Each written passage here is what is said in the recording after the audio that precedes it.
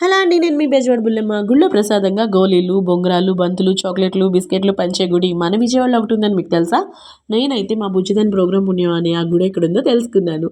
మన తుమ్మలపల్లి కళాక్షేత్రం పక్కనే అండి శ్రీ వీరబాబు స్వామి వారి ఆలయం అనమాట. ఆ గుళ్ళో సంబరాలు జరుగుతున్నాయి. అందులో భాగంగా మా బుజ్జిది అక్కడ డాన్స్ ప్రోగ్రామ్ చేసింది. గుడి చుట్టూ ఎంతమంది జనాలు అందరూ కూడా శరభ శరభ వీర శరభ అని స్వామివారి మంత్రం జపిస్తూ ప్రదక్షిణాలు చేస్తున్నారు. ఇంత ఇంత మహిమగల గుడి మన విజయవాడలో ఉందని పుట్టి పెరిగి నాకైతే ఇన్నాళ్ళు తెలియలేదు. సో అక్కడ ఆ గుడి చూసిన తర్వాత చాలా ఇంట్రెస్ట్ అనిపించి అక్కడ కమిటీ వాళ్ళని అసలు ఈ గుడి ఏంటి, గుడి చరిత్ర ఏంటని నేను అడిగాను.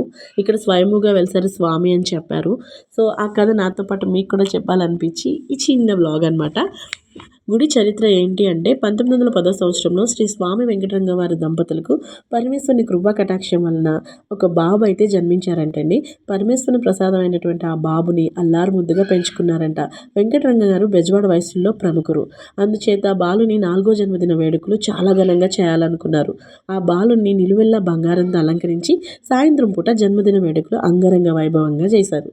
కానీ ఆ వేడుకల్లో ఆ బాలుడు అకస్మాత్తుగా మాయమయ్యాడంట. ఆ కుటుంబంలోని వారంతా భయం పడి ఆ రాత్రి మనుషులు పెట్టి ఊరంతా వెతికించారు. కానీ ఆ బాలుడు ఎక్కడున్నాడో ఎవ్వరికీ తెలియలేదు. భగవంతుని సృష్టి చేతో విశేషం చేతో అదే రోజు రాత్రి Bezawada sub judge Charles Williams దొరికి ఒక కల వచ్చిందంట. ఆ కలలో సూర్య తేజస్సుతో బంగారు వర్ణం కలిగిన ఒక పిల్లవాడు కనిపించి పలానా ఒక ఆడమనిషి నోట్లో గుడ్డలు కుక్కి నన్ను పీక పిసికి చంపేసిందని, తన వంటి మీద ఉన్న బంగారు నగలని మరొక స్త్రీ సహాయంతో దొంగలించి తనని ఒక చోట పాతి పెట్టారని ఏడుస్తూ చెప్పాడట. మరునాటి ఉదయమే విలియమ్స్ దొర పోలీసులను పిలిపించి తన కల మొత్తాన్ని వివరించారు. అప్పటికే కిడ్నాప్ కేసు రిజిస్టర్ చేసుకున్న పోలీసులు ఎంతో ఆశ్చర్యపోయారంట. వెంకటరంగ గారి ఇంట్లో అనుమానించదగిన వ్యక్తుల్లో ఇంటి పని మనిషిని అడిగారంట.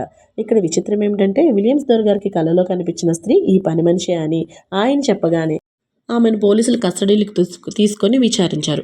పని మనిషి ఈ విధంగా చెప్పింది. ఆ రోజు రాత్రి అందరూ స్వామివారి జన్మదినోత్సవ సంబరాల్లో ఉండగా అలవాటైన ఆయమ్మ రమ్మని పిలవగానే పిల్లవాడు ఆయమ్మ దగ్గరికి వెళ్ళాడు.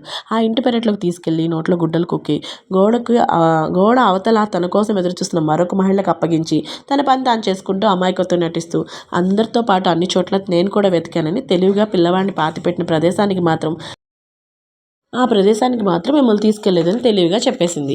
ఈ విషయం విన్న దొరగారు ఆ దాసులను కఠినంగా శిక్షించి ఆభరణాల స్వాధీనం చేసుకున్నారు. మరునాడు శ్రీ సామ వెంకటరంగం గారికి స్వామివారి స్వప్నంలో కనిపించి నేను కృష్ణానది పాయ నడుమున అశ్వత్థ వృక్ష మూలమున సకల కోరికలు తీర్చుంటికై బాలరిష్టములు నివృత్తికై సమస్త శుభములు నిర్విఘ్నంగా జరిపించుటకై స్వయంగా వెలిసి ఉన్నాను. నన్ను బాల వీరునిగా ప్రతిష్ఠించి ప్రతి సంవత్సరం మహాశివరాత్రికి ముందు వచ్చే శనివారం సంబరం చేయవలసిందిగా కోరారు. ఇదిలా జరుగుతుండగా శ్రీ వీరబాబు స్వామివారి కృప వలన మద్రాసు నుండి వచ్చిన భక్తులకు సంతాన ప్రాప్తి కలగడం చేత ఈ స్వామివారిని సుబ్రహ్మణ్యేశ్వర విగ్రహ స్వరూపంగా ఇక్కడ ప్రతిష్ఠించారు. గుళ్ళో కమిటీ వారు అండ్ భక్తులు అనమాట. ఆయన మాటల్లో ఈ గుడి గురించి ఆయన ఏం చెప్తారో మనం ఒకసారి విందాం. స్వామి స్వయంభూగా 112 సంవత్సరాల నాడు బ్రిటిష్ కాలంలోనే వెలిచాడమ్మా. ఆ బ్రిటిష్ రాజు చిన్న మందిరం కట్టించాడు. కాలక్రమేణా డెవలప్మెంట్ అయింది. ముఖ్యంగా ఈయన పిల్లలు లేని సంతానం లేని వాళ్ళకి సంతానం, ఉద్యోగాలు లేని వాళ్ళకి ఉద్యోగాలు, ఎలాంటి ఇబ్బందులు ఉన్నా కూడా 41 రోజు ప్రదక్షిణం చేస్తే రోజు 11 సార్లు ప్రదక్షిణం శరభ వేరే శరభని మీకు దారిని దొరుకుద్ది, 12 అయిపోతుంది.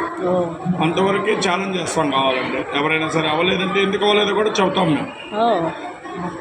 40 రోజులు మనస్ఫూర్తిగా తిరిగి నాకు ఈ పని అవ్వలేదు అంటే ఎందుకు అవ్వలేదో కూడా ఎమ్మటే నిదర్శనం చూపించేస్తాం.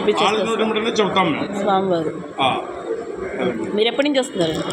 నేను అసలు నన్ను ఆయన పిలిపించారు. నేను అసలు నేను భక్తుని కాదు, నేను శిష్యుని కాదు. స్వామివారి సేవలో ఉండాలని ఆయన పిలిపించారు. జనరల్గా మేము పూర్ణాలపేట బాబా గుడికి కమిటీ నెంబరు, కొన్నూరు ఆంజనేయ స్వామి గుడిలో ఆశ్రమం కమిటీ నెంబర్, దేవుడి సేవలు ఉంటాం కాబట్టి ఈయన కూడా భగవంతుడు మన కరోనాలో రా అని చెప్పి కరోనా నుంచి డెవలప్మెంట్ చేసుకుంటూ వస్తున్నాం. తప్పకుండా ప్రతి ఒక్కళ్ళు వచ్చి దర్శనం చేసుకొని నేను చెప్పిన ఛాలెంజ్కి నేను నిలబడతా.